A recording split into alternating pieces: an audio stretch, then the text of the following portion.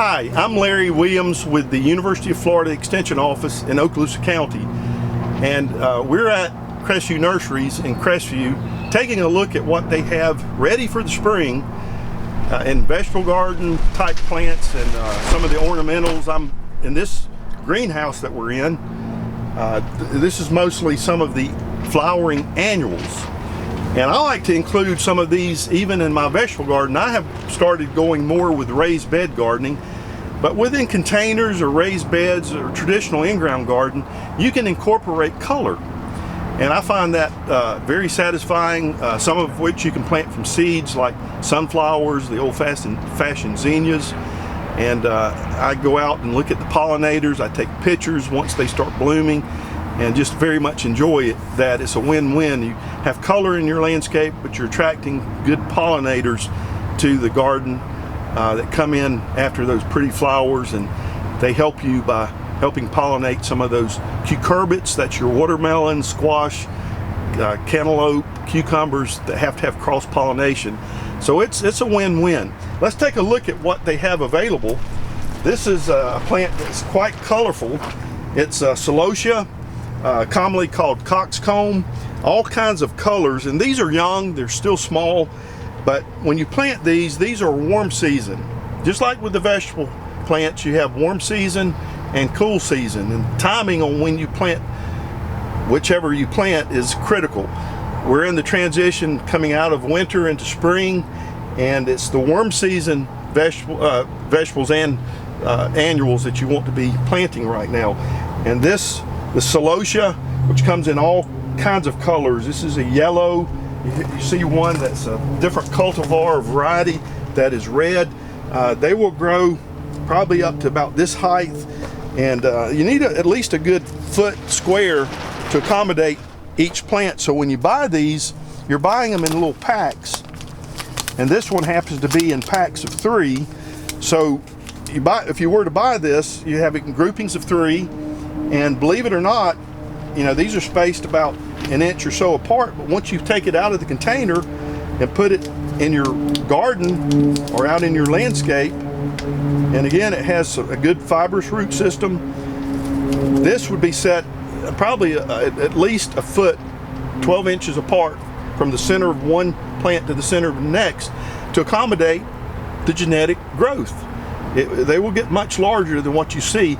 And another bonus about most of what is in this greenhouse that is for sale, these plants are flowering warm season annuals, not perennials.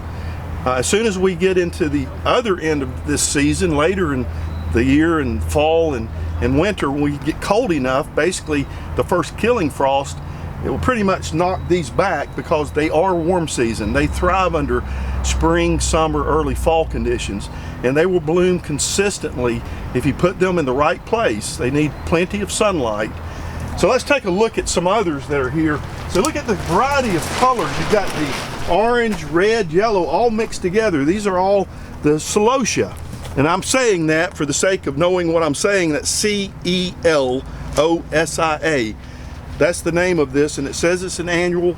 These are wonderful performers that you can plant in your garden, mix it in with your vegetable plants, or out in your area, you know, very visible area, entrance to your home, where you want just a splash of color. They provide that. Now look at this one, same thing. This is celosia, but it's got this purple leaf with that pretty red bloom, and these will bloom. You'll get this purple and red mixed together from now in the early spring, after we get past the danger of a frost, all the way through spring, summer, and into fall. Just a long season to enjoy this beautiful color in your garden or landscape. So we continue. This is a type of salvia, and there's all kinds of, this whole world of salvia. There's lots of selections here, and this is called Salvia splendens. It's the cultivar is ready, like red, ready purple. So wonderful long season, warm season flower color and production within the landscape. Let's continue, and well, you know, you probably are familiar with petunias. Now, I'll have to mention petunias can fizzle out in the heat of our hot summers here in Florida.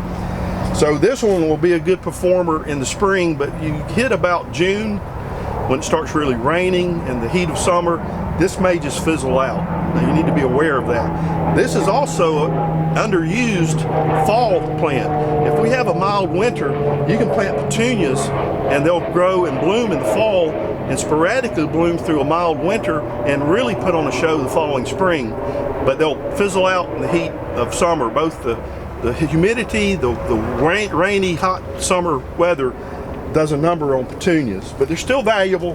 They can give you a lengthy period of nice color. They can be grown in hanging baskets, out in pots, or even in the garden. So all of the different colors of petunias, almost a rainbow of colors. And then the impatiens, these are older plants that the old type of impatiens do better in shade. And it's one of the few summer annuals that will perform well in relatively shady conditions. Everything else we've looked at so far needs at least 6 hours of sun per day. They do have some impatiens now that are heat-loving, sun-loving. New Guinea impatiens will handle the sun much better than the old-fashioned impatiens. But just a whole rainbow of color that you can get with the impatiens. And then you get into the begonias. Same thing. Traditionally, begonias have been known to grow in shady locations and provide color. But look for the ones that have heat and sun tolerance. They exist now, and it should be on the label. If they're the old-fashioned traditional begonias or impatiens, reserve those for the more shady areas of your landscape to provide some nice color. And then the last one I would like to showcase, there's a whole world of coleus. And this is grown mainly for the colorful foliage. Just wonderful colors, bright colors. It's not the flowers as much, but these beautiful different shades of red and orange, almost again the different colors of the rainbow almost. All of these are, every year they come out with new selections of coleus, and they will do well in shady locations.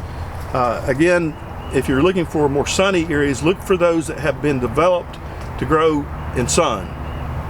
I hope that's been helpful. Anytime your local extension office can be of help to you from the University of Florida, you can give us a call.